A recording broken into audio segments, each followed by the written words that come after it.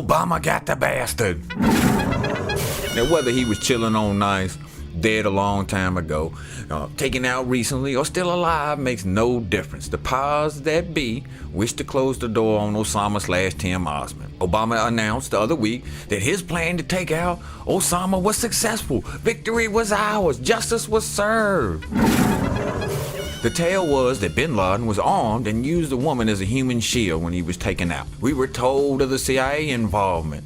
Now, and anyone who knows anything about the history of the CIA knows how these cats operate. It was shady dealings every time. Then came the fake photos circulating through the mainstream media outlets that once was shown to be fakes was chalked up to, say it with me, conspiracy theorists. Then came the body dumping. Hey, that's okay. They still have his DNA. During this period, the White House officials were saying that they were still deciding on when and how to release the photos of the dead bin Laden to avoid any, say it with me, conspiracy theories about his death. And you know, from now on, every time that you read or you hear conspiracy theory, I want you to replace it with question or questions. Let's see how that works out. White House officials were saying that they were still deciding on when and how to release the photos of bin Laden to avoid any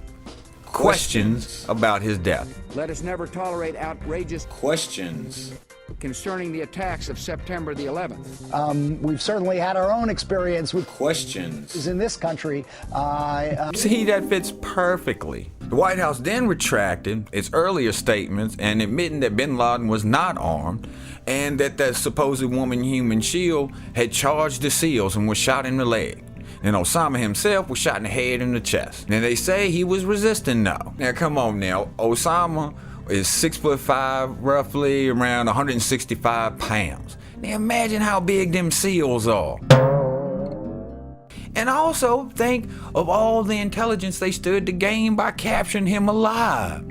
Talking about stopping future attacks and all of that, man, come on. Then, in another 180, the White House says it's undecided about releasing the photos at all. And then finally, Obama decides not to release the alleged photos of the dead Osama bin Laden.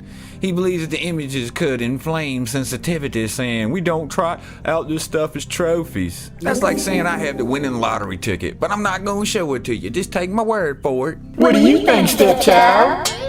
Meanwhile, senators have been saying that they've seen the photo of bin Laden and they had to later retract their statements because it was the same faked photos that have been circulating around. And in the move we've seen time and time again through many presidents, Obama calls for an end to the disclosure about the bin Laden killing. No more questions. No. And then here recently, videos of bin Laden at the compound is released, showing a bunch of old footage that had already been circulated, along with a new footage of him from the back angle that we can add to our collection of.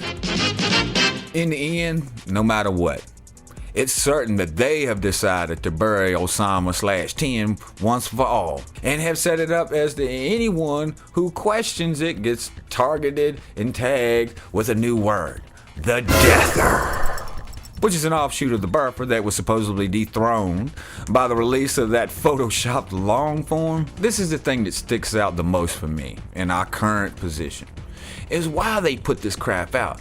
I mean, it's not like they don't have the resources. They have the options, but choose to put out the material that they do. There's no mistake on their part. You can guarantee that. You know, it's just something to keep in mind and think about. Anyhow, I'm ChangeDaChannel. I'll catch y'all next time, and I'm out. No more secrecy. That's the commitment I make to you as president.